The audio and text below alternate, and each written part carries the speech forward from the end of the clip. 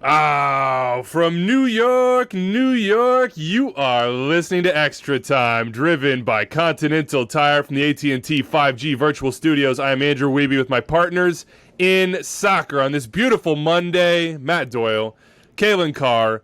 No David Goss. He is living the dream. He is in Portugal right now, eating food, going to the beach, seeing the sights, and of course going to a soccer game that holds like 5,000 people and just loving life. Before we get into all the news from MLS Week 32, Revs win the Supporters Shield without playing a game. Sporting Kansas City and Seattle Sounders, controversy. Just a little bit of it. You can watch instant replay, or maybe we'll talk about the suplex here in just a little bit. And of course, playoff relevant results all throughout the league, including the Red Bulls, now the hottest team in Major League Soccer, somehow, some way up into the playoff field. Here's the big question to start the show. If you could, right now, jump on a plane, go somewhere, anywhere in the world for a soccer vacation a la David Goss. I know he's there with his girlfriend. I know they're doing other things, but I also know David, which means they'll go to like 4 or 5 games. Where are you going? Kalen, what flight are you getting on it? You've already been to Portugal this year, so you can just cross that one right off your list. Yeah. Well, I'm here in the Bay Area, and I saw Wando yesterday, actually, which was cool. One of our club teammates, Noah Merle, former Earthquake and Sounder, he went to the High School Hall of Fame. We were all club teammates, so we got the whole club team back together. So that was pretty fun. But I would have to say, I know you're supposed to go somewhere exotic, and David Goss is on a beach and doing all this beautiful stuff. I want to go to Foxborough. I feel like that's going to be the place for me. It's been a long time. What? I've spent a lot of my sort of like 20s in that area. And on Twitter recently, I never tweet, but I did tweet about going back to the Best Western at Braintree and giving it another go. You want to hit Bar Louie for some happy hour? Well, I was kind of like doing it tongue in cheek, but Patriots Place TID. Yeah, they wrote back and they were saying there's an elite food court there. 2 game stops, the best lids ever, and a rotating CD pop culture store on the first floor called Hot Topic, and that was by a Revs fan. Bug type gym leader? No, Yaman's dude. Yeah. I don't know what's going on right now. Anyways, yeah. So I have no idea what's happening. If they do go, like, if somewhere in the playoffs, I actually do want to go there and experience it again, and maybe Charlie Davies will take us out too. For Kalen, that's outside the U.S. apparently. It is to me. I don't think anything north of New York. Did you specify outside the U.S., Wiebe? Did I? I might not have. Like, Kalen makes a good point though. Anything north of New York. I mean, like, Foxborough is not my ideal vacation spot, but Providence is dope. And it's really close to Providence, which is like one of my favorite cities in the U.S. And of course, like the fried calamari, like Rhode Island style fried calamari is the friggin' best thing in the world. I would probably pick Providence, and then you get up to a Revs game. That's my dream soccer vacation.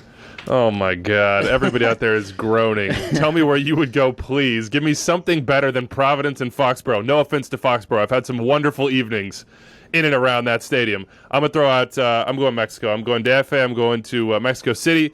My bachelor party that was supposed to happen, I don't know if you guys would have been able to go, but among the soccer, invite, I guess. Yeah. The soccer folks, it never went out because the pandemic arrived. But we were supposed to go to Mexico City. We were supposed to, eat our weight in street tacos and go to as many games as possible. That is still what I would do. I would go see Liga MX games and hopefully maybe get some CCL in as well. Let us know what you would do. Let us know where you want MLS Cup to be. Just from a travel perspective. I don't know if I would choose Foxborough, but Charlie Davies has promised me a good time in Boston at the Quinn House, if it indeed happens. So I'm on that tip. On today's show, we're going to celebrate the Revs, of course, Seattle SKC. I said it. Also, Savages in Canada. Jonathan Osorio, Jozy Altidore, Breaking Hearts in Quebec, and more coming as well. Instant replay, I mentioned that. You should go check it out. There was a play that many were very emotionally invested in, that I think the call was pretty obvious, and we'll talk about that in a second, but go check it out. And then, Doyle, your column is always a must-read on Mondays. I just read that myself. Shout out to the winner of our Extra Time Fantasy League, Glass Half Awful. Pretty good. Captain Gonzalo Higuain against FC Cincinnati. Pretty smart. 42 points on that in the double game week on their way to putting up 140 total points. So congratulations to Glass Half Awful. And congratulations to the Revs, as I said, who didn't even have to play to win the Supporters Shield. Sounders didn't win. They lost to Sporting Kansas City at home. That sealed the deal. Seattle cannot catch them at this point, and nobody can.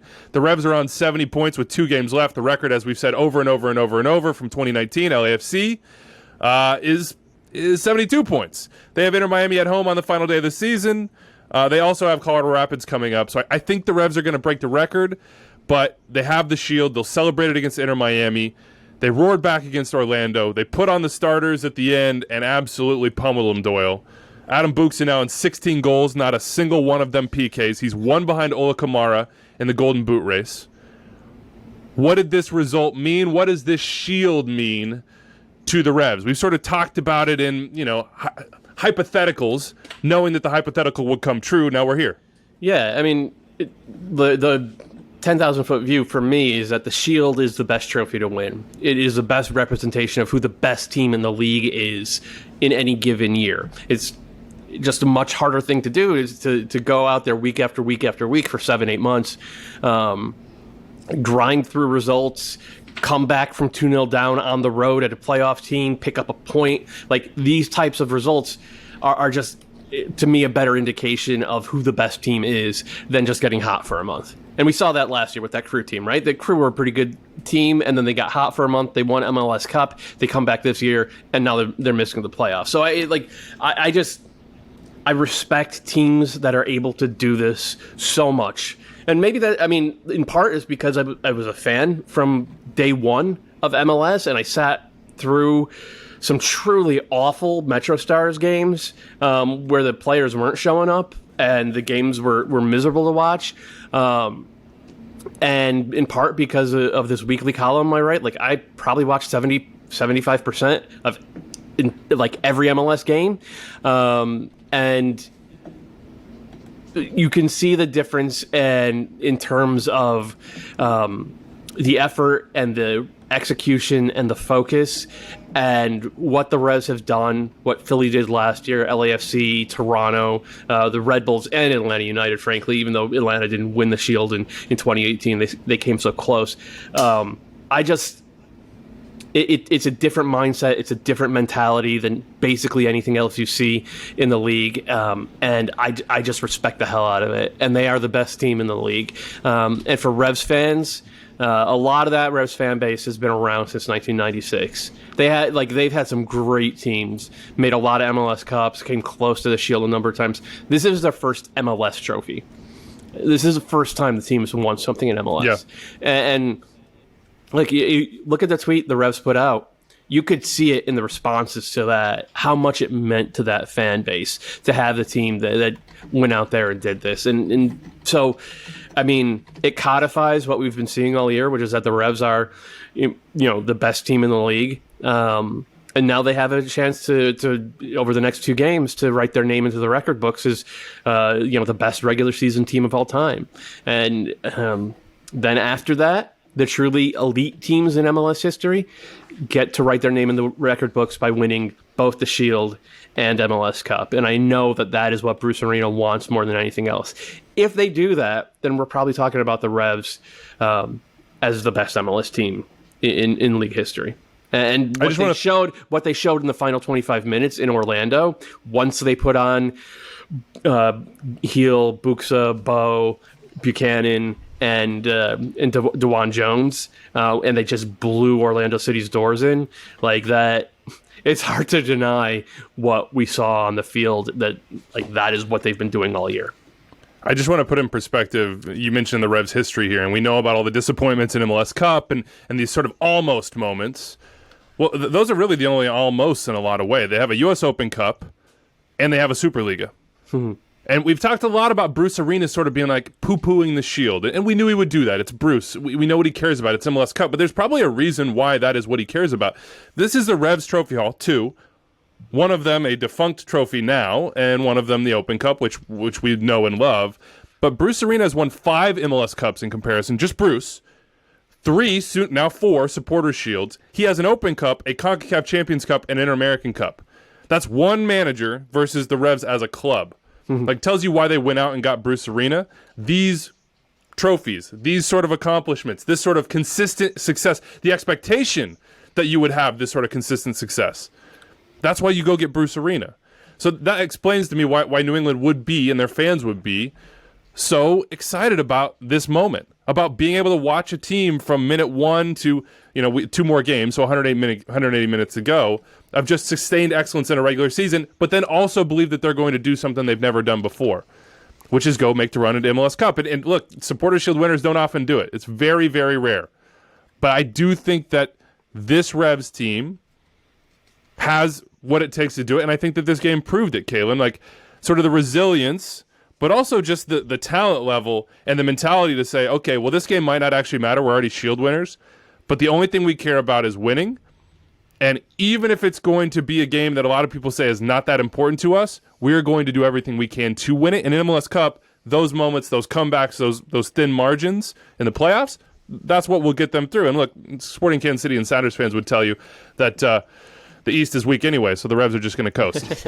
No, I think it is. This weekend was a good sort of reflection of their mentality that they've had throughout the season. Because to Doyle's point, when you watch the games, and there were just ones where even back in early summer where it would be kind of like a tough time of year, and the Revs would always kind of find that extra gear where they would kind of really either push to win the game or see out a game, or kind of like even games where they were down behind, they were able to come back and get results out of. So I agree that I think the Shield is by far the hardest of the trophies to win.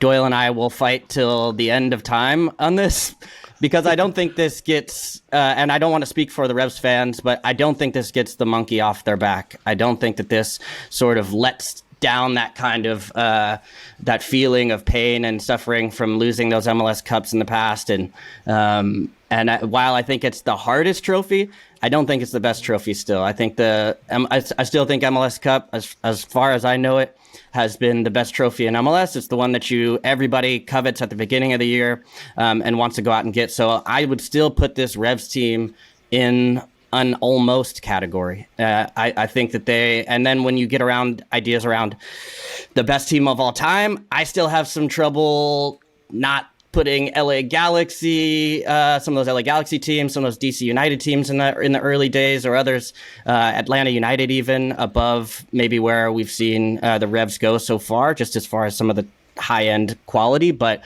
as a team goes, I think they're getting closer and putting themselves closer to that conversation. No chance at all if they don't win MLS Cup. That's just an obvious statement, but they've put themselves in a real big position to prime for the playoffs. And I think even this result on the end was important, just in the sense that they may have to play against Orlando in the playoffs. And yes, this was in Orlando. That would be in Foxborough instead. But you never want to give a team any confidence against you to say, oh, well, we just beat the Revs and now we can go in the playoffs and maybe get a result. You want to kind of continue to break these teams' backs psychologically going into the playoffs. So it was a big result, and congrats to the Revs. Doyle, I just want to get this out of the way now, so don't roll your eyes or groan when I read this email. Adam in Kansas City, I want to put this to bed.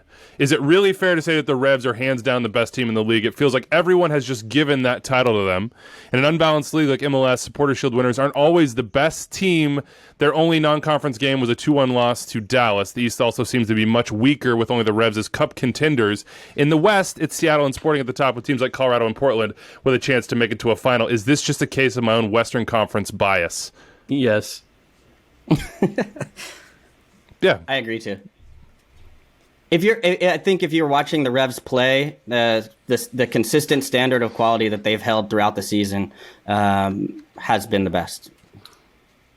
And by the way, if there's a team with 70 points in one conference where everybody's playing each other all the time, it goes to figure that there are going to be less points to go around for the other teams. Also, and when a team like Nashville draws 15 games, that's the way however many games they played, 16. That's points that doesn't go around as well. How is Philadelphia not an MLS Cup contender, by the way? They won the Shield last year. They made it to the CONCACAF Champions League semifinals. They're on 49 points. Most teams that we've seen make it to the CONCACAF Champions League semifinals, then flame out during the regular season. Philly's gone in the opposite direction. Revs have owned Philly this year. Nashville, as you pointed out, one of the toughest teams in the league to beat. That's an Eastern Conference team. This Orlando City team is really, really good, has a lot of talent. The Revs smoked them in the final 30 minutes. So yeah, that question was loaded with Western Conference bias. Yes, it was. Portland have lost 3 straight games. Just going to throw it out there. I thought they were 0-2-1. No, they've lost 3 straight. Have they? Oh, you're No, right. they've lost 3 straight. That's my bad. Yeah, they've lost 3 straight. Colorado Rapids have 3 wins in their last 10. I'm not discounting the Colorado Rapids.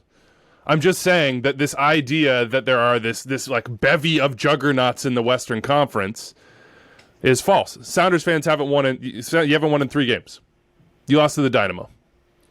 Like, you just lost at home to Sporting Kansas City, and I know we're gonna argue about this and talk about the call and all that. But a Sporting Kansas City team without Polito and without Shawi, I know you're missing players on your own, but missing those players takes the ceiling down.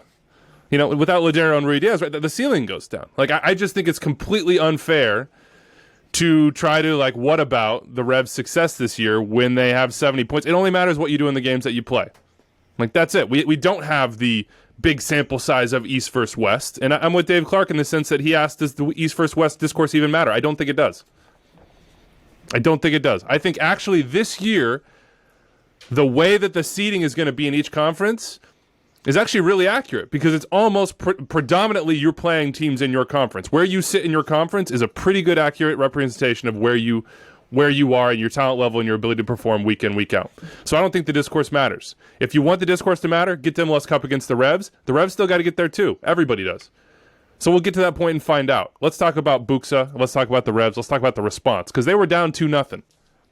Nani gets the header, skids it by Matt Turner.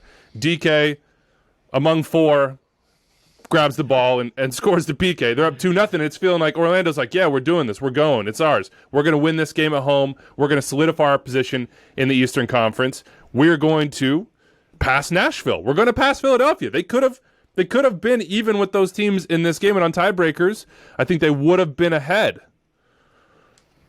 They weren't. Third. Because Adam Buksa came on. Because Heel came on. Because DeJuan Jones came on. I mean, it was an absolute... It just got switched on its head.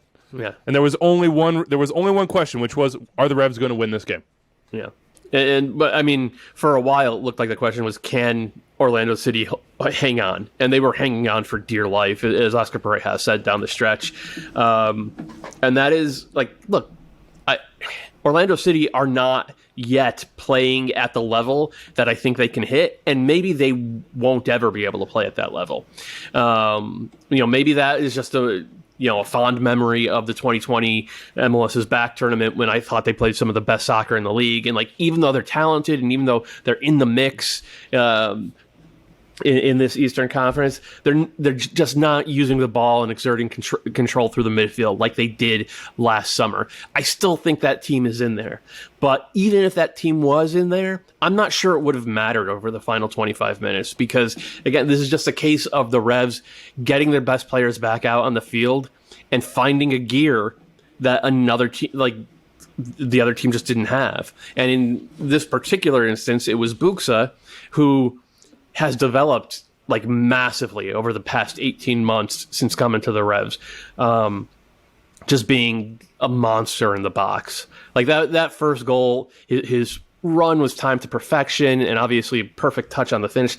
That second goal reminded me of like prime Kai Kamara, where it's just like you put the ball in that area and you know that there is only one guy who's going to be up there able to get it, and Buksa just dunked on, I think it was Rodrigo Schlegel. He just dunked on him in 2-2, and like that, like it was.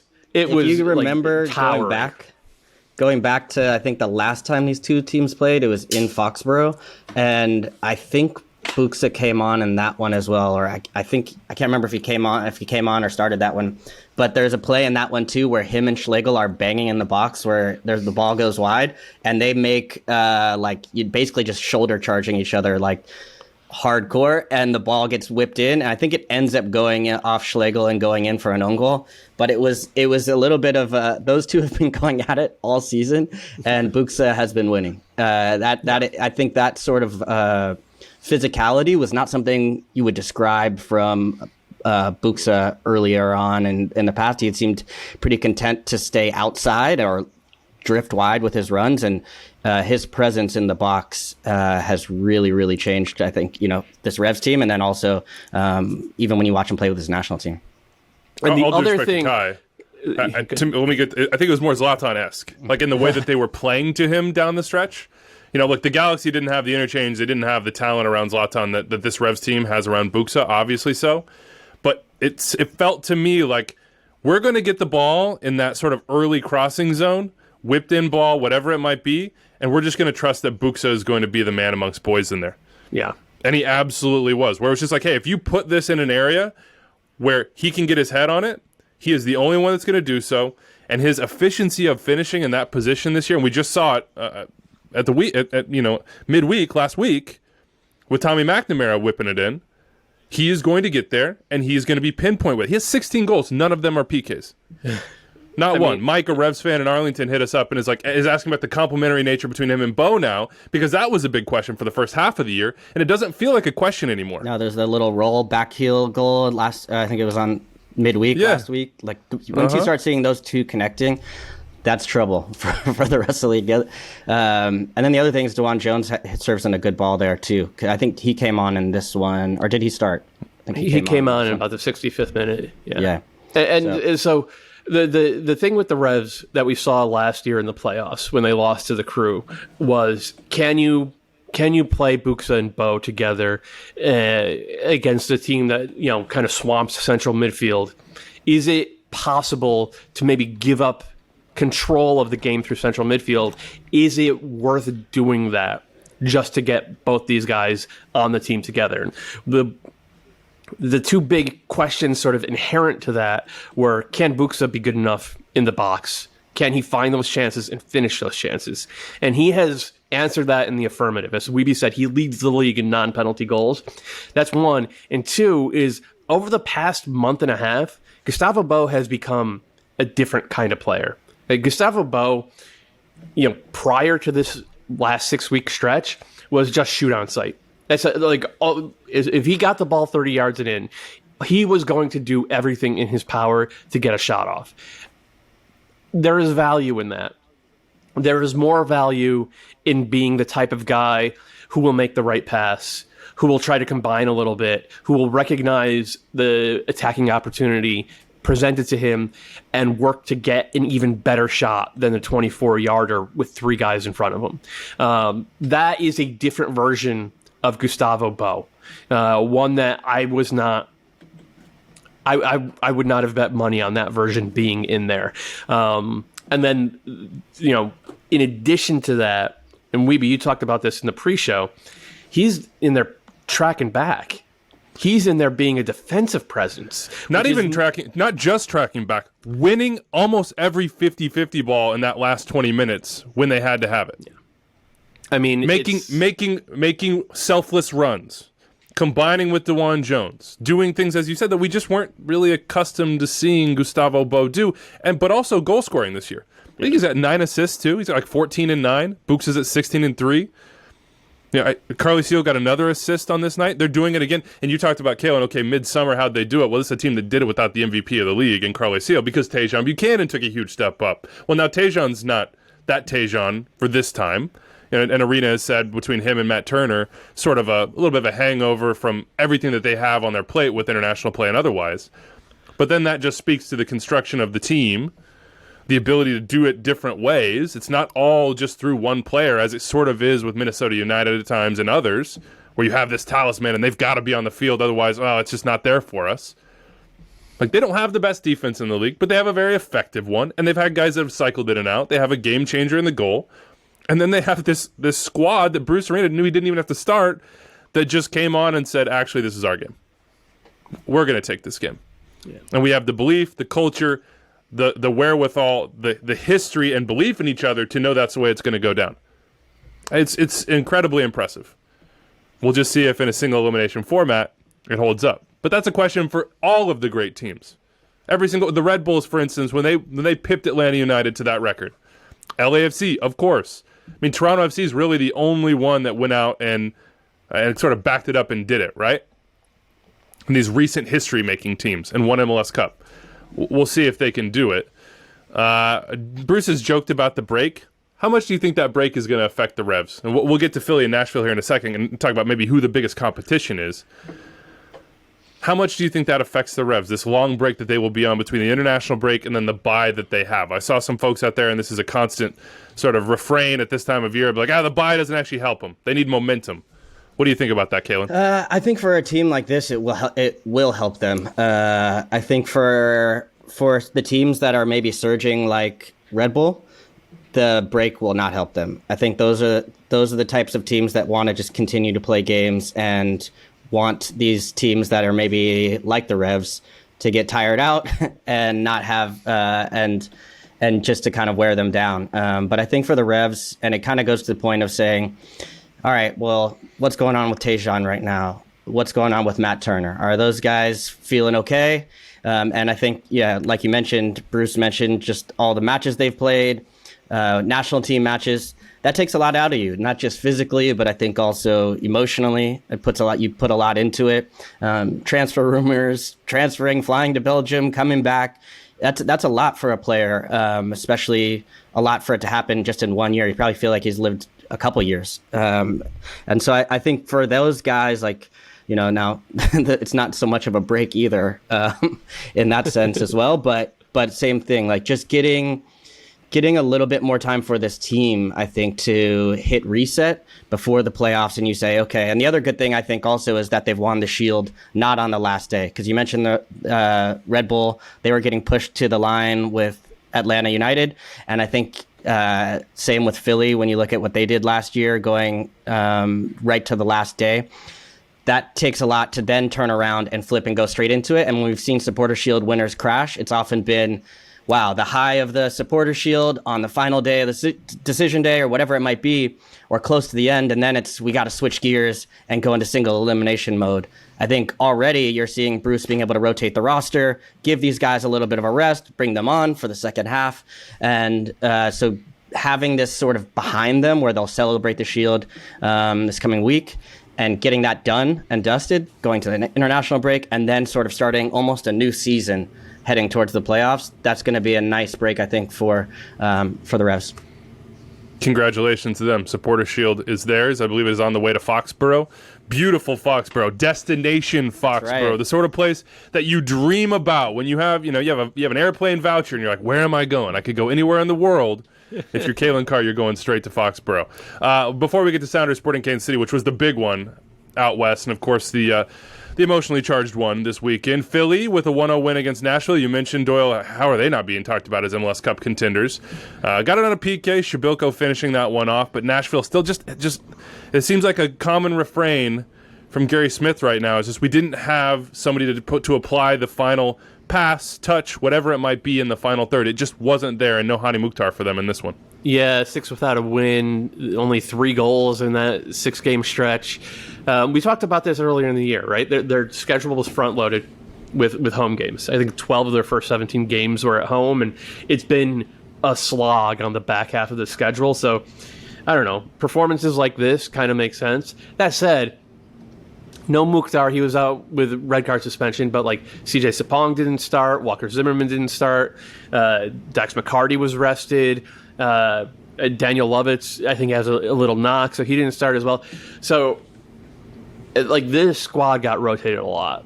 And I thought that was a weird decision because if you look at the standings implications, if Nashville had been able to scratch out a scoreless draw, which is kind of their specialty this year, they would still be in second place. They would still have, a couple of points on the Union. So I thought it was a curious decision. That said, they're in a good spot, and it's just a matter of finding the right attacking mix come the playoffs. I still think they're best in sort of a 3-5-2 with Mukhtar as a second forward and Leal underneath them as a number 10. But it's a concern because the attack is dried up, and part of that is CJ has been their best striker this year. He's been better than Jandre Cadiz. Ake Loba has not provided anything. He got the start in this game and was poor. I like Danny Rios a lot, but he's clearly not top 3 on the depth chart even for Gary Smith. So it's been CJ, and CJ's really great at a lot of things, but he's a really streaky goal scorer. And if he doesn't get hot, then that kind of lowers Nashville's ceiling overall. That said, like, they can pitch some shutouts, man. They have a really good defense. They have in Godoy and Dak, so they have 2 deep-lying central midfielders who really know how to move the ball around into good spots, maybe win some free kicks. They could 1-0 their way through the playoffs just on set-piece goals and shutouts, man. Like, they totally have the capacity to do that. But the margin for error when you're trying to do that is pretty slim. Here's the thing about this game for Nashville. I understand why Gary Smith, with Hani out, I think it was yellow card suspension, or did he get a red? I can't remember right now. I think it was a red. I understand why you would sort of punt on it a little bit. You are going to have to get through Philly in the playoffs if you both advance. You're going to be on the same side of the bracket. That's just going to be the way it is because the Revs have it locked down on the other one, and I doubt either of those 2 teams, although Orlando could make a run here, and in 2 games, Nashville go to Orlando. But I would have, if I was Gary Smith, I would have saved my big guns for this week, Wednesday, away at Cincinnati, because you say, we have to take 3 points there. That has to be 3 points for us. Maybe we'll grind out a draw on this one against Philly. Then you're away at Orlando. Again, that's going to be a game to decide which side of the bracket are you on. Are you a 4 seed at home? And then you're going to take on the Revs in the next one if you win, or you're going to be on the other side and get to avoid the Revs as long as possible. Then you're home against the Red Bulls. I think I would have held back a little bit too. So it's not a disaster at all. For Philly, it's just a good win. They said it. If we are, after Club America, if we're this team, we're going to win most of our games, and we're going to climb the standings. So all the sort of woe is me is gone at this point for the Union on 49 points. Nashville on 49 points as well. Nashville have a better goal differential, but because of all their draws, they have fewer wins. Wins are the first tiebreaker. So there's some interesting stuff going to go on there the rest of the season. The Union have gone 5-1-2 since that loss in the second leg to Club America, since they were eliminated in the CCL. And we've seen what happens to teams over the past most teams over the past 5 years who make a run that deep in the CCL. They come back to MLS and they kind of fall right on their faces. So, like, credit to those players and the culture that Jim Curtin and Ernst Tanner and everybody has built for the Union, because it's like we stopped talking about it months ago, but like, they lost 2 best 11 players this past off season. They lost their starting right back, their most capped player ever. The one big import, the one big signing they made, Daniel Gazdag, has not really delivered. And in spite of all that, here the Union are in second place in the Eastern Conference and a legit MLS Cup threat. Maybe the most legit threat in the East aside from the Revs. They deserve a ton of credit. Let's hit the Western Conference. It's been, half an hour here? Sounders fans probably losing their minds. Sounders lose 2-1 at home. Shorthanded Sporting Kansas City. No Shallowy. He was a late scratch for Kansas City in this one. Obviously no Alan Polito, but no Ladero, no Morris. We know that. No Rui Diaz for the Sounders. I'll address, and we'll just leave it at that, sort of the elephant in the room here. I mean, Tim Melia should have clearly got a red card for slamming Christian Roldan.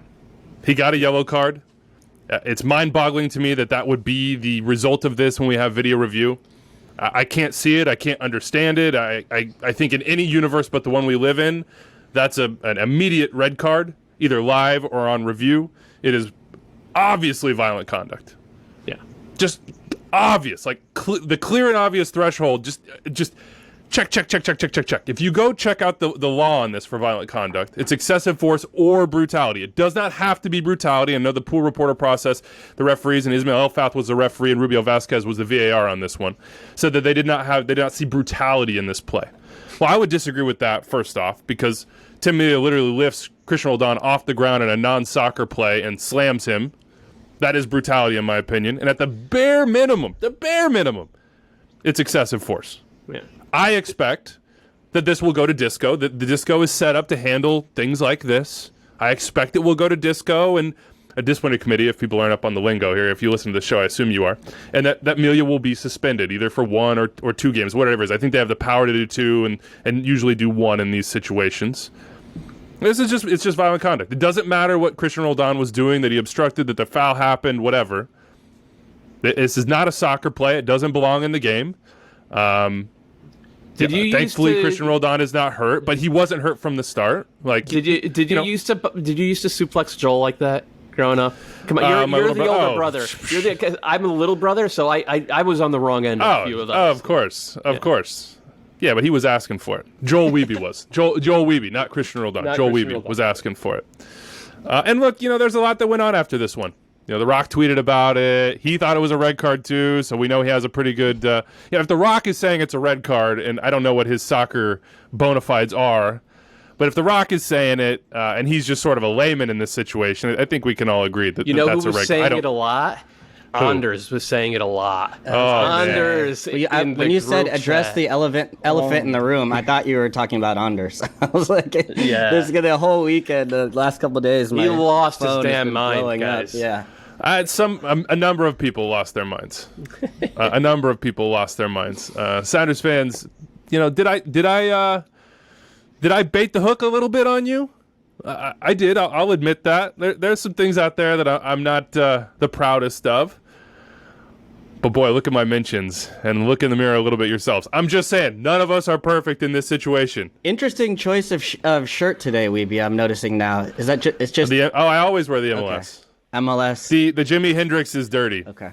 It's one of my favorite jerseys. I would normally wear it on a day like this, but I don't want I didn't want perception to go the wrong way on this one. So we've acknowledged it. Everybody knew it was a red card, folks. We all knew it was a red card. Nobody would have joked. Nobody would have said anything if Christian Roldan was hurt. He was not. But it did affect the game, Doyle. It absolutely affected the game. I think so. That would have been a red card. It would have been 10 versus 11. So maybe... Sporting Kansas City up 1-0 at the time. They end up winning 2-1. It definitely affected the game. But also... No, go ahead. No, I was going to say also Kansas City stringing together 38 passes and cutting their way through the Sounders' defense affected the game. And Seattle not getting it done and not coming out in the first 15 minutes in the right way affected the game. Yeah, I mean, there are bad calls in just about every game all over the world. This was one of them. And I think that Brian Schmetzer and Roldan and everybody else on the Sounders who talked afterwards kind of struck the right chord, which is that we didn't lose because of the call. We lost because we came out flat for the first half hour. And then in the second half, they only gave up one shot. The Sounders were really good in the second half. They only gave up one shot, but that one shot came at the end of a 2+ minute 38 pass sequence, which produced one of the best team goals I have ever seen in MLS. Ever. This goal from the Sounders, or from Sporting KC rather, with just the patient possession, the willingness to build back and then flow forward, orchestrated and precise off the ball work, and then an inch perfect through ball from Roger Espinoza to Johnny Russell, and of course the finish from Johnny Russell is a work of art. It was a work of art. It's one of those goals that's this is why we watched the game, and it was beautiful.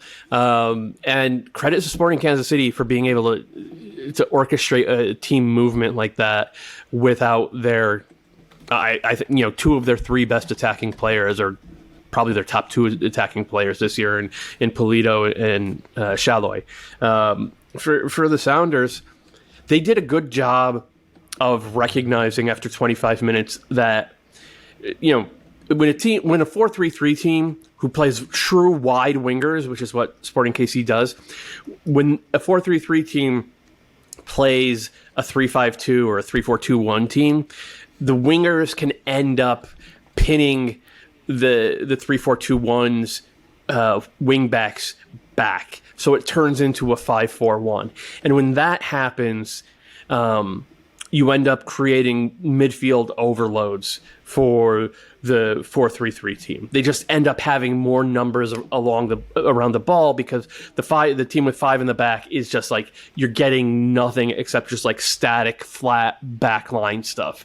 And that was the story of the first 25 minutes. And around 25 minutes, I think Roldan and then especially Jimmy Madronda on the other side started being a little bit more risky with their positioning, and that changed the game.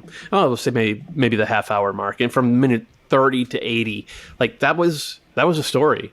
They were really, really good at getting those wing backs on the front foot.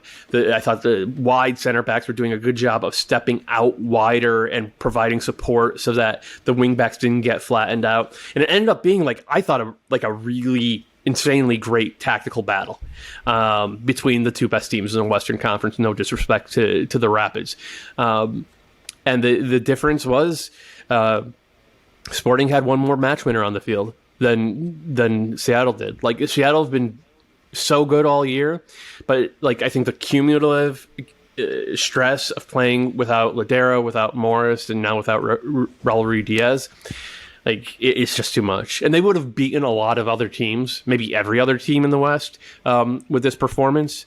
But against Sporting Kansas City, you need to find that extra gear, and the Sounders, without their three best attacking players, don't have that gear right now. And Roldan tried Russell, to be that guy. by the way, 6 goals in 7 matches, last 7 against the Sounders. 7, yeah. I think he's got 7. Yeah, so it's no surprise that he's the one that popped up there.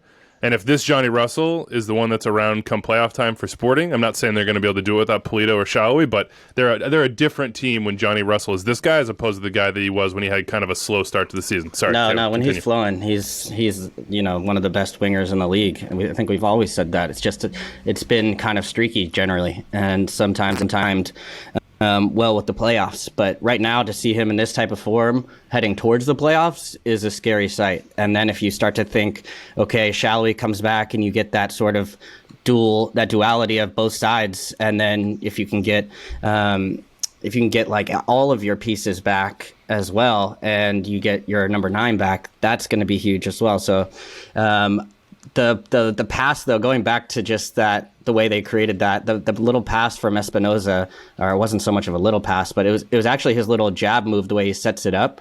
Just amazing movement there in the back, where he kind of drags Atencio back and then just turns and gets that little slip ball through, and then still has a lot of room to go from there. But it was for Sporting Kansas City, I think I was curious whether they would be able to go on the road in a match like this to be able to withstand, because Seattle, even without their best players, we've seen throughout this year, they can overwhelm you and they can pile on chance after chance, dangerous on set piece always. And they've been able to trust players even without Ruiz-Diaz. I think they've still been able to find results.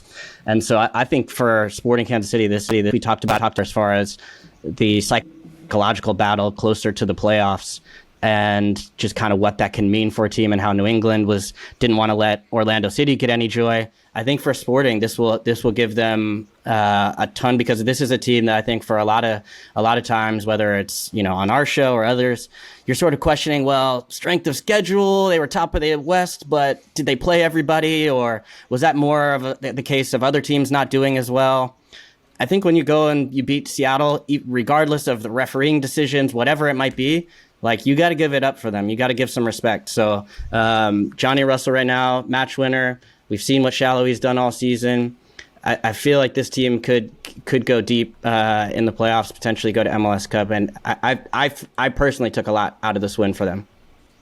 Seattle had a ton of chances too, by the way. Roldan smacked the crossbar late on. They could have won this game. There's 2 big ones coming up midweek here. LAFC hosts Seattle on Tuesday. It's the only game on Tuesday. Then we have a full slate on Wednesday. It's on ESPN at 10:30 Eastern. And then Kansas City hosts the Galaxy 8:30 p.m. Eastern on Wednesday at Children's Mercy Park on FS1. So 2 big games coming up midweek here. This was big in the standings as well, because it sort of seemed like Seattle was just going to coast away with that top spot in the Western Conference, with the bye, with home field advantage all the way to MLS Cup, should they get there, etc. But now Kansas City have a game in hand. That game in hand will not actually come into play until not this midweek, but the next midweek. That's when that game will occur, when they'll sort of get on even footing ahead of Decision Day. And remember, we're going to have the Decision Day live show. We're going to be here for 5 hours taking through all of that, so we'll see how it all ends out. But right now, Kansas City, 55 points after this win through 30 games. Seattle on 58 points. If Kansas City, with that game in hand, again, can get a win, or they can somehow pip the Sounders in wins over the course of the season, the tiebreakers are pretty close, because Seattle will have just 1 extra win, and they have just 3 extra goals on goal differential, but they actually don't have as many goals scored. So it's going to be, again, that's a 3-goal margin there as well. It's going to be really, really, really close down the way. But what the shame is here for me, though this was a really good game, is that we just haven't seen either team all season long in their 3 meetings anywhere close to full strength. Yeah. It's a shame, man, because even without being full strength, and we know Kansas City has been missing Alan Polito for a long stretches. We talked about ad nauseum what Seattle's been missing. What are the odds we see them full strength in the playoffs? And like, how much does that affect, Doyle, how we think about these two teams and their MLS Cup aspirations? Because I think Raul Ruiz is still in Peru. Alan Polito was recovering from surgery. Peter Vermes says it's going well, but again, 3 words, recovering from surgery at this time of year. That's not what you want to hear. We might see Nico Lodero. Seems like he's slowly progressing. We will probably see Jordan Morris, but we haven't yet, so that's still sort of a mystery. I don't know. Like, how does that affect the way you perceive their MLS Cup chances? I mean, it makes them more vulnerable. I think that if these two teams were completely fit, then we would be talking about them at the same level as the Revs. And the Revs have had really, really good luck with injuries throughout this season. I think the only significant player they had who missed significant time due to injury was Heel. And it says a lot about the Revs that they were able to cope without him. But like, that's the difference between a 70-point season and, a commanding, Shield win and a 58 or 60-point season. And like, okay, if they get healthy in the playoffs, they could maybe win MLS Cup. But if they get healthy in the playoffs, these teams can very easily win MLS Cup. I think I would give the slight edge to the Sounders just because of know-how in terms of getting there and because I like their defense a little bit better than Sporting KC. Like, I'm not going to believe it with Sporting KC until I see them do it in playoff games. Because remember, this team played 2 playoff games last year. They gave up 6 goals. So I would, if they're both healthy, I give the edge to Seattle out of these two. But like, it's a massive if. And if they're not healthy, then like, look, who's going to score goals for the Sounders if it's not if Raul Ruiz is not there? Like, Will Bruin's good, but he's not. In 2021, he's not lead the front line to an MLS Cup appearance good. They need to get their guys right, and that has to be the main focus for both teams over the next month. Can we give some props to the Rapids? They're the only team this weekend to put that X next to their name. Knocked off Portland. I mentioned earlier, Portland have lost 3 straight. They had that run where it seemed like crescendo, and it's tapered off significantly here. Let's just shout out Dom Badji as one of the most under-the-radar trades of sort of like mid-season period. Everybody's like, oh, Dom Badji back to the Rapids. That's one of those that kind of gets buried at MLSsoccer.com. It's that headline that gets pushed down the news stack pretty quick. But here he is. He belongs in Colorado. That's where he needs to be. That's where he's getting the double digits, Doyle. But the Rapids, I mean, they had a little bit of a lull here. But 55 points through 31 games, putting the X next to their name. It's just been a progression over the last 3 years that you have to respect. The way that they've done it, the hole that they dug themselves out of to get there, that I think would sink most other teams. I mean, that was like an FC Cincinnati-esque hole. Yeah. I cannot believe you wouldn't come to me on Badji. It's offensive. Go ahead, both of your Badji credibles are just are right there. Bona fides, yeah. Go ahead, Doyle. No, first of all, that goal from Dom Badji, which, like, we talked about Buksa's as a towering header. Like, my God, nobody was getting up there with Dom Badji on this one. But it does, Weeby, you're absolutely correct. It does speak to the overall team building philosophy that has taken hold in Colorado over the past 3 seasons. Because the cross came from Brian Galvan, who has been really, really good, like so much better than many of the much more expensive and more hyped young South Americans who have come into this league. Galvan has been such a good two-way player, whether he's playing a wing back or winger or sometimes just regular midfield spot on one side. And, Badji is, I jokingly called Colorado distressed assets FC a couple of years back, and they're still that team, man. They're still out there shopping for bargains within the league, and Badji is that guy. And he's got 3 goals in 220 minutes for them now. And he deserves a ton of credit. I think the culture there obviously has a lot to do with it, and Robin Fraser is at the center of that. Because he just does not push the wrong button. Like, in terms of like which teams are getting the absolute most out of their talent, it's the Revs in Colorado, and like that's coaching. And on top of it, with Colorado, the young players are getting better, and that's coaching. I was just going to say that. And that's like, Robin Fraser and any other year would be one of the first names in the Coach of the Year discussion. Gerhard Struber was a name that was under pressure. Big pressure just a little while ago. Looked like the Revs were going to break their playoff streak. Excuse me, the Revs. The Red Bulls were going to break their playoff streak. I mean, it looked like the team, I'm not going to say the team, they looked completely disjointed. Well, that's not the case anymore. They're the hottest team in the league. It took us 50 minutes to get to them. Sean Nealis, stand up, my guy. What a goal from Sean Nealis. And forget the goals. He's been one of the best defenders in the league for a little while now. The Red Bulls are the hottest team in MLS. The sky is not falling anymore. I think they're going to make the playoffs. I probably just jinxed them in saying that. But they're up to 6th. Montreal seemed to be fading a little bit. DC, of course, got just absolutely shellacked, and we'll touch on that one in a second. But the Red Bulls, over the course of the last, month and a half, 2 months, they just turned it on. Nealis is a good name to bring up because at times he seemed to struggle earlier on in the year, and the Red Bulls' back line in general did not seem settled. Because if you look back at the last... Let's see, the Red Bulls time they've scored more than one goal in 1, 2, 3, 4, 5, 6, 7 matches. But a lot of those have been 1-0 wins. And so they've been able to, as we saw versus New York City, get out to an early lead, have good starts to games, and from there they have not conceded. So I think the biggest shift for me with this Red Bull team has been in the back line, being able to not give away easy goals or a ton of chances, and then when they've gotten their opportunities, they've taken them. Cáceres is now, I think, a couple games in a row. It's been set pieces. It's been different opportunities off knock whatever it might be. They've been able to scrap enough to get goals, but teams that go into the playoffs, if they do get in, being able to win 1-0 home and away, that's a pretty good recipe. So they. It looked like they were gone. It looked like for me, it looked like this Red Bull team was not going to make it the playoff play, and they've turned it around in the last month or so at the right time. It looked like that. It looked like that to the fans too, right? Like Viking Army, they were unfurled a banner, put out a statement on their Twitter. Like most of the other fan groups there, I think, sort of echoed. And this was a month ago. The strings that Struber have pulled, like he spent most of the season playing a 2-forward setup.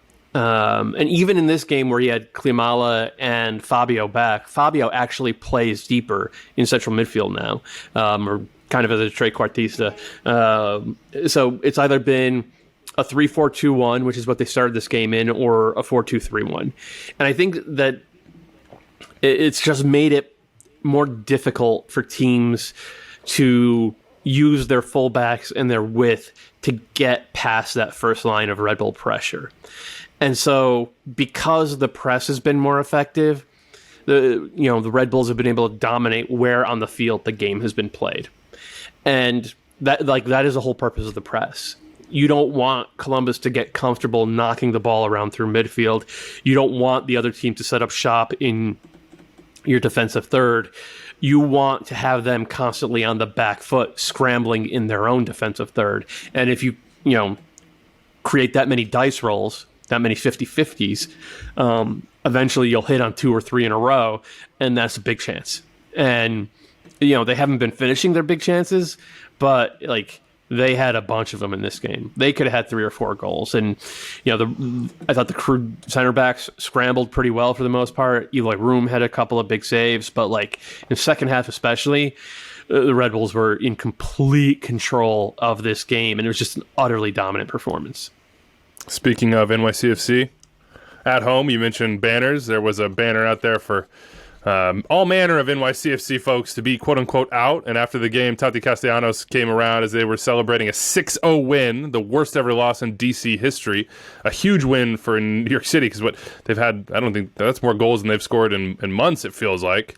And said, hey, put that sign away. NYCFC back above the playoff line and still a little bit nervous because Montreal on 43 is just a point back under the line. But 6-0, Kalen?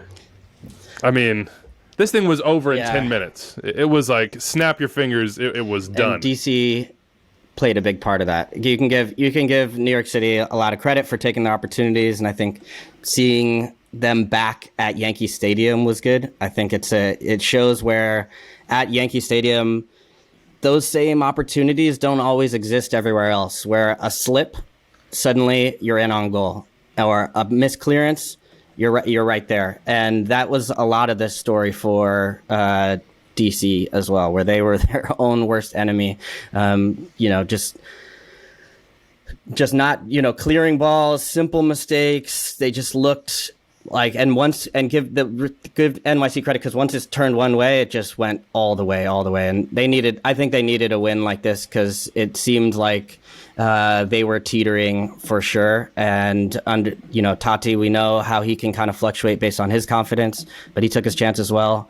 Maxi gets in on the action. We haven't seen that in a while. Those sort of sort of trademark late runs where we see him kind of winning balls in the box or things falling to him. So it was sort of a vintage NYCFC performance that they needed bad. And for DC, you have to just throw this out the window. There's no film study this week. There's no looking back on that. You just completely forget that it ever happened and you move on to the next one.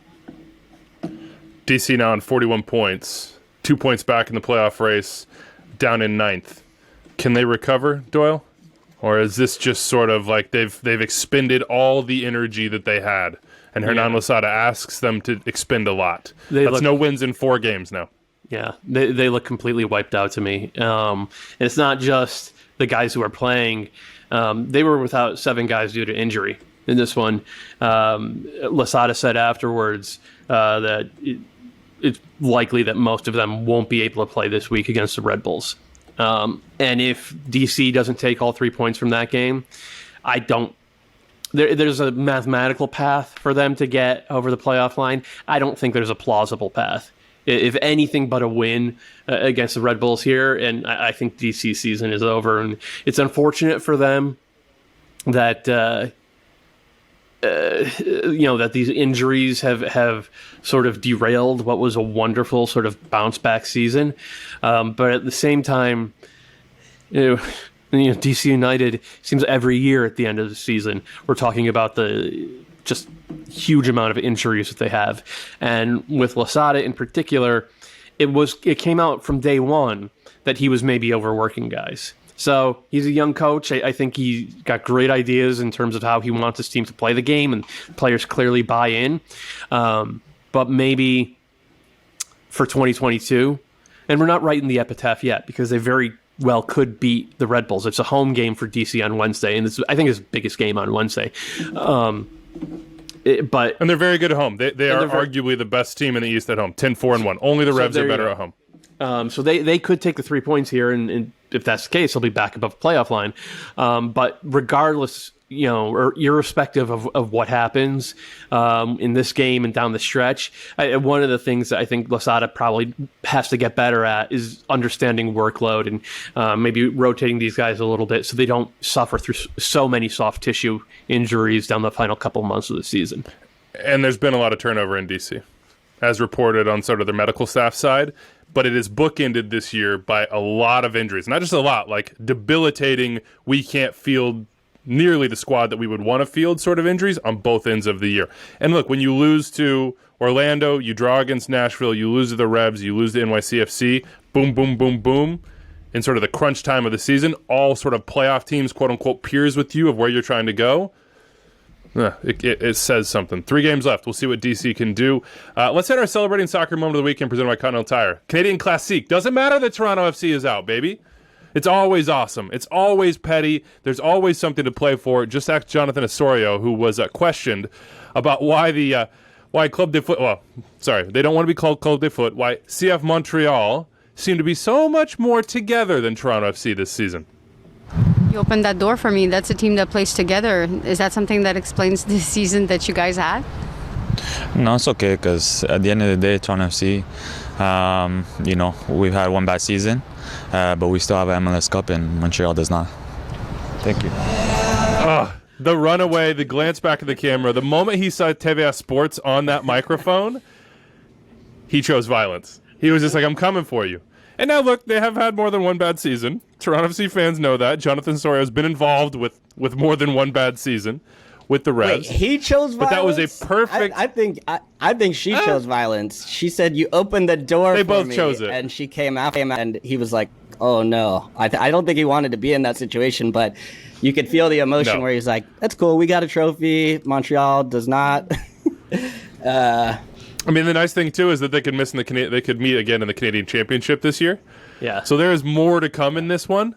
It's not this Wednesday, but the next that you have those semifinals. And if they both get through, well, we get that again, and I cannot wait. This game looked like it was going to be a Montreal win until Jozy Altidore stepped over a free kick, whipped it around the wall, and James Pantemis has got it's one of a couple tough goalkeeping moments over the weekend. It's not as bad as the Tyler Miller one. It's certainly not as bad as Bill Hamid running out of his goal and whiffing on a clearance that Tati Castellanos just immediately deposited in the back of the net. But it was a rough moment for Montreal, and they've had a few of those lately. Jozy Altidore afterward, quote, it feels a little bit sweeter when you slow down Montreal. That never gets old. Well, This was arguably the worst result of the weekend when it comes to sort of outside of probably DC and just like the scale of what it meant for playoff chances. Montreal dropped below the line, Doyle. 43 points. So they're below the line. They're in 8th place. So they're even on points, but on tiebreakers, they're in 8th place. They play at the Red Bulls next Saturday. Then they finish with 2 home games. They have Houston and Orlando City to finish out the season. So they're like, this one hurt. It hurt bad. If they had picked up 2 more points in this one, you would say, yeah, Montreal are strong favorites to get in. I still kind of like what I'm looking at for them, though, because the Red Bulls are playing a 3-game week, right? They just emptied the tank in Columbus. Now they're going Wednesday to empty the tank in DC. And then they'll have their third game in a week coming back home to face this Montreal team that's getting the week off. So it is still there for Montreal if they play well, but they did not play well in this game against Toronto, and it's understandable. It's the second, their second road game in a row. It's a Toronto team that got Pozuelo and Jozy back for the second half of this game, and once those 2 guys were on, Montreal just couldn't really compete. At the same time, look, Montreal are missing their 2 best forwards in Mason Toye and Romel Kyoto. They're not a super talented team in the first place, so the margins are very, very thin. And James, I feel bad for James Pantemis because I thought he played really, really well in this game, and then he made he left the door open with the positioning of the wall on that free kick and got punished in the most brutal way. On the flip side for Toronto, I know their season's over. I just want to point out, Jozy looked to be 10 or 15 pounds lighter than he was earlier in the season. This is the fittest I think I've seen him since 2018, maybe, and he was monstrous out there. Once he got on the field, and he deserved a goal. It was weird that it came from a set piece because he was so dangerous from the open play. But when Jozy is as engaged as he was in this performance, you understand completely why he's got that DP contract and why he has been, just in terms of per minute, one of the best attacking players in MLS history in the playoffs. Is this the end for Jozy in Toronto? We had basically assumed that. Yeah, we did. Does it just have to be? I say we shelve that for a discussion after the season because there are bigger issues in MLS right now. But he certainly did not look washed in this appearance. TBD. We shall see. LAFC Minnesota split the points. Ozzy Alonso and Bob Bradley beefed a little bit at the final whistle. That's yeah, I'm gonna say that's a little bit that's somewhat predictable. Those two on opposite sides having something to say to each other and disagreeing about whatever it is they disagree. I'm just gonna say I'm not shocked that they would find a reason to have a little bit of conflict in that moment. Both these teams fighting for the playoffs. With the draw, Minnesota do stay above the line. Real Salt Lake wasted an opportunity in Chicago. They're at 42 points. They do have a game in hand on LA, Minnesota, and Vancouver above them. 46, 45, and 44 points for them. 42 for Real Salt Lake. And LAFC is still somehow hanging on. 41 points down there, 31 games played. But hey, it could happen. It could happen. Vancouver, Minnesota, midweek. 10 p.m. Eastern, MLS Live on ESPN+. That's a huge match out in the West as they jockey for playoff position. Let's go to the Galaxy as well. I mean, we have an email here, Arpout in Canada. Now that all the Texas teams are eliminated from the playoffs, surely nothing would be more delightful than the Galaxy dropping to join LAFC and San Jose below the line to make for a perfect Texicali sweep of failure in the Western Conference, sort of like the Mad Magazine version of Texicali sweep of failure that is the Congress. That reference I don't get, even though I did read Mad Magazine back in the day. He ended with Andiamo, which I'm always down for. Sartini for life. Galaxy 2-2 against FC Dallas. LAFC 1-1. How do you think this is going to end up in the Western Conference? The Galaxy have a try to handicap this a little tough stretch. They play away at Sporting Kansas City, away at Seattle, and then play at home against Minnesota. So that's not an easy stretch there. So this one was big for them because they had to claw their way back into this match from 2-0 down, and that's kind of been the story for the Galaxy. Has been kind of this inconsistent, and then can they get goals through Chicharito when it comes down to it? And my question for them has been a little bit, even as the way they sort of line up their team a little bit, is they have to, in order to get the best out of the attack, it becomes difficult because that it disbalances the team defensively as well. And I think some of the questions were rightly asked about the back line throughout the season to say that this team struggles in the back. But I think some of that comes as well with Vanny understanding that in order to get this attack going, he's got to make some decisions to play more attacking pieces so they have a better understanding of how they play. And, that's Victor Vasquez. That's some guys like that are top players, but maybe not defensively. And I think that's a question mark for the Galaxy. I think they're going to get in the playoffs. I think they're going to hold on to the spot. They need to try and play a little bit more, probably these next two matches especially, be a little bit more pragmatic and try and take whatever chance they get. Because if they try and play it open on the road against either of these two teams, I think they're going to be in trouble. Yeah, co-sign everything Caitlin just said. Real Salt Lake, by the way, this was an opportunity for them, and 30,000 plus in Chicago saw a win. That was a big night for the Fire. Real Salt Lake are away at Dallas midweek. Then they're home against San Jose. Then they're home against the Portland Timbers, and then they're away against Sporting Kansas City to end the season. That's not easy for them as well. The Western Conference is going to be a little bit interesting down the stretch. A ton to play for. Austin beat Houston, though. That doesn't matter in the standings. But Copa Tejas is still in play. Austin in Dallas on Wednesday. So that's a big one to see who would take that inaugural trophy, the best of the worst in Texas, as I'm thinking about it right now. Some other news before we hit the mailbag real quick and get out of here. Ted Siegel has ambition for the Dynamo. Tom Boger reporting that Dennis Teclosa, of course, who's with the Galaxy now, and Pat Onset, who's with the Crew, are up for that Houston GM job. So that'll be interesting. We'll talk about that more whenever something actually happens. On that front, let's hit the mailbag 401-206-0. Extra time at MLSsoccer.com. Derek Richards, we had this a lot, and we maybe can just slap this one down as well. Is it time for MLS Cup to be a home-and-home series with the team with the better record hosting the second leg as the league expands and cross-conference games continue to be reduced?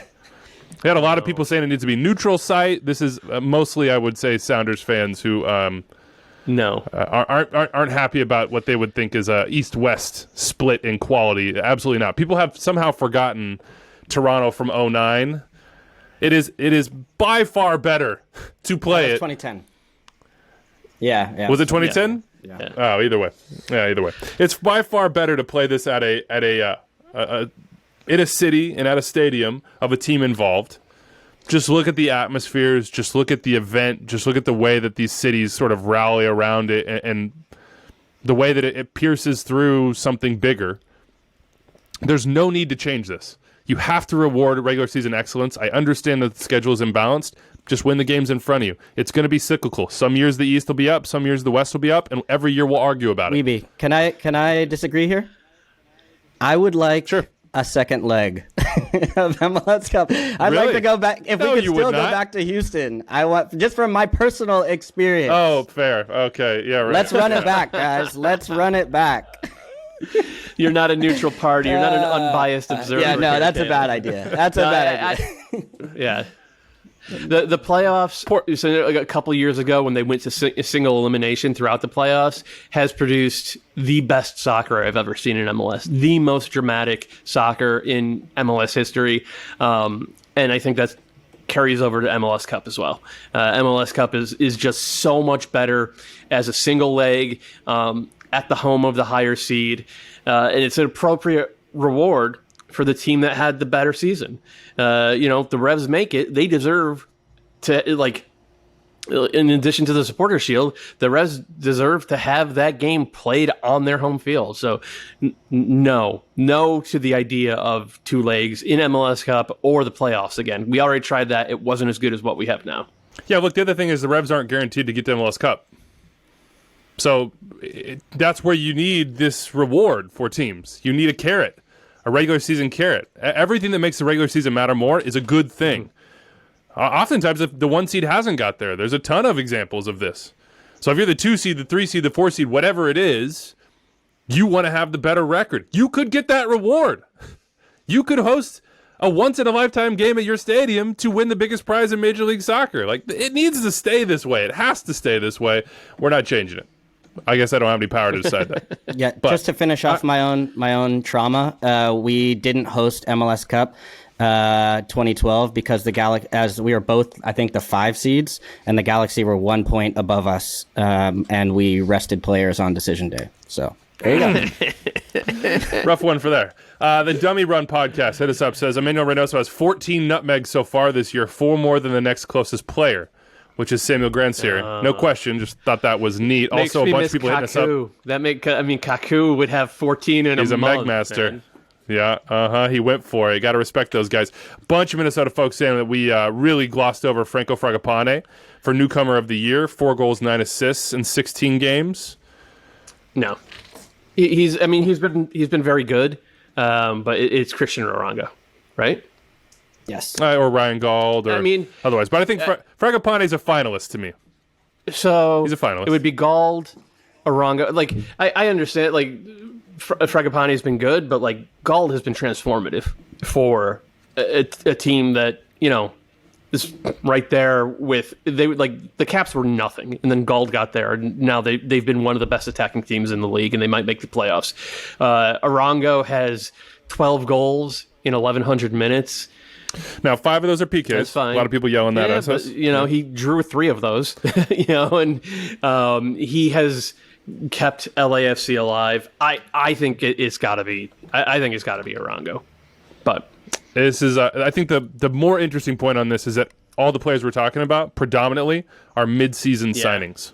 Which tells you something about that winter signing window and how the pandemic affected it, but also the players that came in and whether or not they were quote-unquote game changers. I think I picked Thomas Pochettino as newcomer of the year, and he's not even a starting caliber player. If you had to go with guys from the winter window, it might be Jonathan Bond, rather. Jonathan Bond, yeah. But there's no... The summer window was a lot better for MLS teams than the winter window was. R.I.P. Pato. Man, almost. I think almost. I had Brenner, yeah. Yeah, it could have been. What could have been? Mark Fishkin hit us up here. What's the one Eastern Conference team, other than the Revs, of course, that no one wants to face in the playoffs? I would think it would be Philly, right? Yeah, that's what comes to mind for me as well. I'm reading the question as which is the team the Revs don't want to play, and to me that's Nashville. If you look even back at their regular season record, I think Nashville has 2 wins and 2 draws. Yeah. So of the teams that match up well with the Revs, I think Nashville is one of those that is going to be a little bit of a problem for them because they're, for all the talk as far as them not being able to go out on the road and get results or get wins earlier on in the season, I think they've proven they've been able to do that in the back half a little bit more. And if they're healthy, they can hurt this team in a number of different ways where they get right into that little soft spot, right in between the lines, and you get Hani Mukhtar going. And then Sapong. But I think, the one that talked about, you sort of brought it up earlier as I think you mentioned Minnesota as a team that has just kind of like the one unique special player that changes things. And Hani Mukhtar is that guy for me with Nashville, where I do think Nashville, it's no disrespect to the rest of the team. I think they're solid, super reliable and have some depth in a lot of different spots.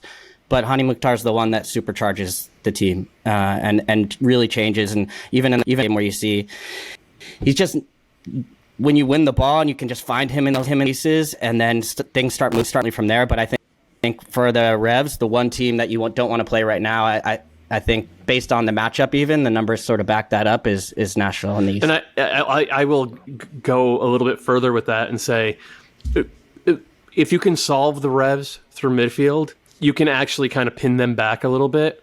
And one of the things that Nashville has in Dax McCarty and Anibal Godoy are two very experienced, exceptional passers sitting in deep-lying midfield who can solve a lot of problems for you and can make sure that guys like Mukhtar or Lovitz on the overlap on one side, or CJ Sapong, are getting the ball in good spots. So I think I still say the Union because they made it to the CCL semifinals. They outplayed Club America, which there's not a lot of teams in the region can do. In that second leg, I should say. In the first leg, Club America outplayed them. So I still think it's the Union by a hair, but there's a really good case for Nashville, who's a better team than a lot of people seem to want to realize. Nashville only 4 losses on the season, same as the Revs. Now they only have 3 wins on the road. The one thing for the Revs is you look at the Eastern Conference, not a lot of road warriors in the East. Only one team in the playoffs outside the Revs who are an incredible 10-3-4 on the road have more than 4 wins away from home, and that is the New York Red Bulls, which is interesting. Whereas in the Western Conference, you have the top 5 teams all have 5 wins or more on the road. So, just interesting note. Last one here. Could Brian White, this is from the text line, could Brian White theoretically be next year's Golden Boot winner? He said theoretically. Or she, whoever it was. You're a big Brian White guy, right? No, I like him a lot. I think he's, he's got a lot of the stuff that Jozy does in terms of just being really smart about making the right run and reading patterns, and being on his toes in the box for rebounds. Coming into the season, I would have told you that the max I could ever see for Brian White is 15 goals, which is a really nice, that's very good. That'd be pretty good. It's really good. With Vancouver, let's say, the new guy that they're bringing in, Pedro Vite, the playmaker from Ecuador, and I'm not certain at all that I pronounced his name correctly, but him, another year of development from Caicedo and Dahomey, a full year of Ryan Gauld, Caio Alexandre distributing from deep. I still can't see Brian White as a 20-goal scorer in MLS, and I think you probably will need to go over that next year to be a Golden Boot winner. So I have a tough time imagining that, though the fact that we are even entertaining it and not just tossing it in the trash goes to show you how underrated Brian White was and how great an acquisition that was for the Caps. By the way, I wouldn't trust much of what we say when it comes to the Golden Boot. I mean, you've seen the Golden Boot draft. This would have been the year to do it if you were going to do it. This would have been 15. Will put you right in the Brian White, he would have been a better pick in the Golden Boot draft than most of the guys that we ended up choosing. I'm just going to throw that out there. So that's it for us. 401-206-0MLS. That is it. Young Player of the Week, Weeby? Did we remember to do that? No, we did not. Let's just give it to Gaga Salina for the rest of the way. There you go. He's our body armor young player of the week for the rest of the year. Fourth 17-year-old in 9 appearances. He had one of the saves of the week. I haven't seen a teenage keeper in MLS be out there consistently doing the stuff that this kid is doing. He looks like a special player, and they've said it from day one in Chicago and people around USSF as well, though he is a Polish dual national. So keep an eye on that. Oh, all right. That's it for us. We'll see you on Thursday, everybody. Breaking down the Wednesday action. Enjoy your week.